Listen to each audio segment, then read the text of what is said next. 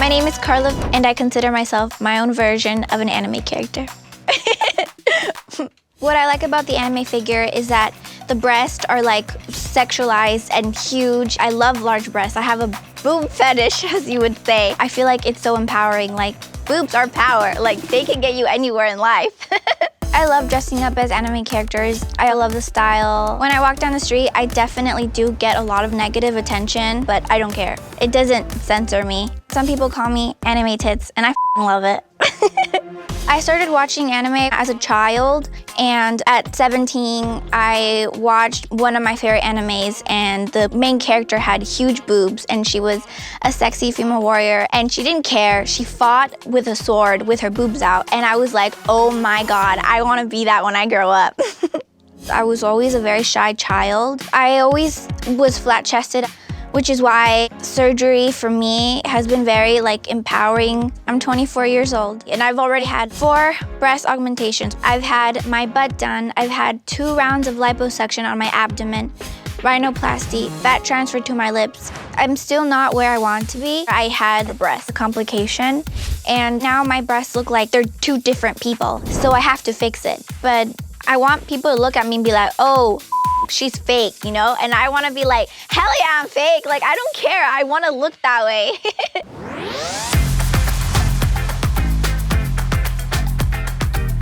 Hi. Hey guys, welcome back. So I'm so excited for Hestia. We've got it mostly done. There's some final touches and I want to make sure that all the fit is good on you. Okay. Hestia is from Is It Wrong to Try to Pick Up Girls in a Dungeon? It's one of my favorite anime characters and she's this cute, short, big-boobed goddess. Wow! I know, Oh my gosh! Look how tiny your waist looks. That's amazing. It's super sexy. Beautiful. Oh my God. I feel like Hestia.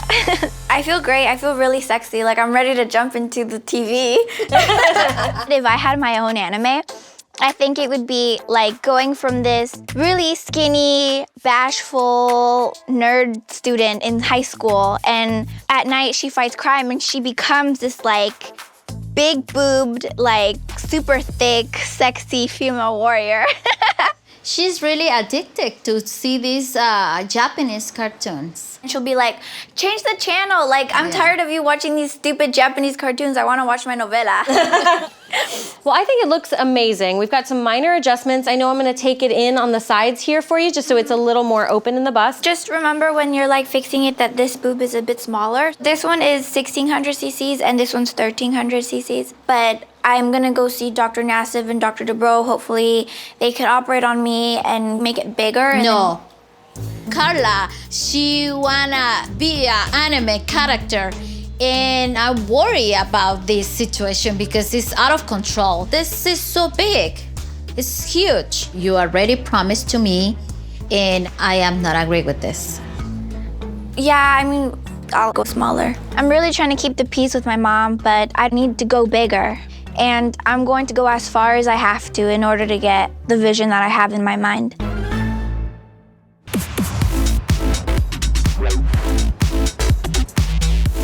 I want to show you Karla's breast situation. Karla is coming in complaining of a major asymmetry. Let's bring Karla and see her history and see what we can do for her. Can you please send in Karla? Hi. Karla. I love that little outfit.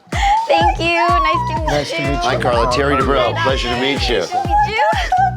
I'm so excited. Wow, look at that. How are you? Terry Dubrow. Nice to meet you. Proud of you. Wearing the Hestia costume really inspired me to look more like the anime character that I want to become. Hopefully they think that it's pretty cool, but I'm also hoping that they don't think I'm a crazy person. What's the outfit? I'm Hestia from Is It Wrong to Try to Pick Up Girls in a Dungeon? It's an anime. Are there a lot of women in dungeons all the time, or what? Yeah, sexy female warriors with big boobs. Huh. Is that what you're into? Yeah, it's actually inspired my plastic surgery.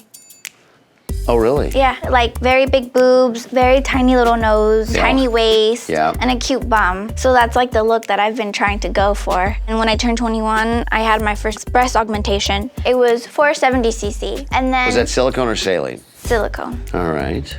But then when I woke up, I said, oh my God, no, they're still too small. Right away. Yeah, 7 months later, I got 800 cc's.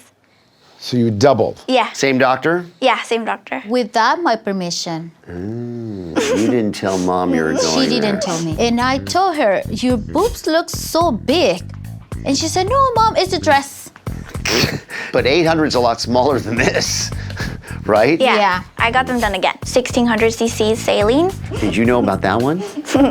No, I was under my permission again. She basically had secret surgery. Do you live at home? Yeah, I live with my mom and my brother. How did you hide going? She told me I'm on a hiking. So, So I So found it. then you come back home with these gigantic Yeah, breasts? but I was Yeah. wearing a big sweater. all right, so you went in to have the silicone 800s exchanged for 1600 saline. Yeah. Wow. 1 week later, I started to have fevers. Just a fever, no breast pain? No, so then I go to the ER, they ran some tests, and they told me that it was my right breast that was causing the problem, and that it was a staph infection. The plastic surgeon came, and he said, we're going to give you antibiotics and perform an emergency surgery to remove the implant. Right. And I said, are you going to put something in? And he says, yes, I'll try to put an implant in, but it has to be a bit smaller. What?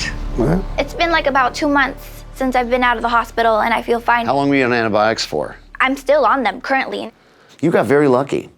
Very, very lucky. When you keep an implant in a patient who has an active breast implant infection, even when you wash it out, you're subjecting that patient to a recurrent infection, a systemic infection that can be life-threatening, a capsular contracture, exposure. That's not something I would ever do. What other plastic surgery procedures are you planning as part of this process? Now, be honest, I know mom's here. I want to get my nose done. I want the bridge more curved and more refined from the tip. Like anime. Yeah. No, that's crazy.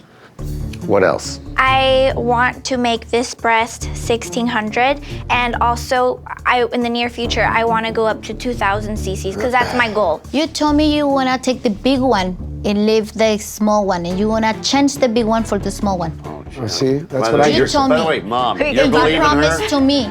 So you're not going to listen to your mom. It's my passion. It makes me happy. It gives me a reason to live. What if it kills you?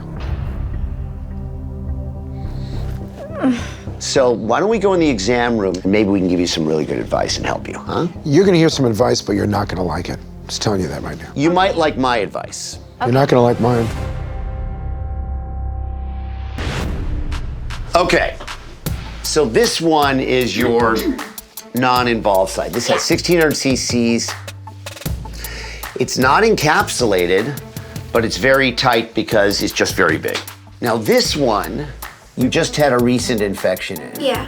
I'm amazed that your doctor took a breast implant that was infected, took it out, put a smaller one in, closed it up, and first of all, I'm amazed that it worked. Yeah. Because it shouldn't have worked. It should have pussed out. Because the foreign body's still there. You know, it's not like you got rid of the thing that the bacteria is attaching to. Be that as it may, it's not over. You're on antibiotics, so you don't know whether it's been completely treated or not. There is no doubt you cannot have surgery right now because you have to figure out whether the bacteria that were in there are just lying dormant, are just being suppressed by the current oral antibiotics you're taking, or whether they're gone. I mean, it sucks because this was my dream. This is serious, Karla. We already talk about this. I really want 1600 cc's. No. So let me just tell you my opinion. When I hear something like that, it upsets me. I have a brand new baby girl. If you were my daughter sitting here, and I'm kind of acting like that right now, because I imagine my little girl sitting here right now, I'd be going crazy. You're trying to look like a friggin' cartoon character, which is not real. Okay? If you continue down this path, you're gonna ruin yourself. It could affect your health. That's the most important thing, and you can die from it. You're not touching your nose. I'm not even examine your nose. If you touch your nose right now, make a slope and make it like this character, you'll ruin your face. You're too young and beautiful to do that. I'm talking emotionally from my heart. When I first had my first procedure, I thought, okay, that's it, no? But then I wake up and I realize, no, I think I need a bit more. And then I think in my head, I'm gonna be so happy, I'm gonna feel 100 times better. And then I do, and then that kind of feeling goes away, and then I feel ugly again. That's called addiction. So I think the smartest thing for you to do is for you guys as a family, work with a therapist and really try to work through this to see if you could kind of help yourself. All of a sudden, because you think it's gonna make you happy, then you already know that there's a high and then a low. And that could lead to depression, that could lead to all kinds of things. So, you've gotta get some help. Promise me you won't do anything with least without telling your mom Yes, first. I promise. I think that's fair. Yeah. I think that the advice that Dr. Nassif and Dr. Dubrow gave me, they made a lot of good points. And I'm really hoping that if I continue to have surgery, that it really doesn't ruin my relationship with my mom. But I have a lot to work on.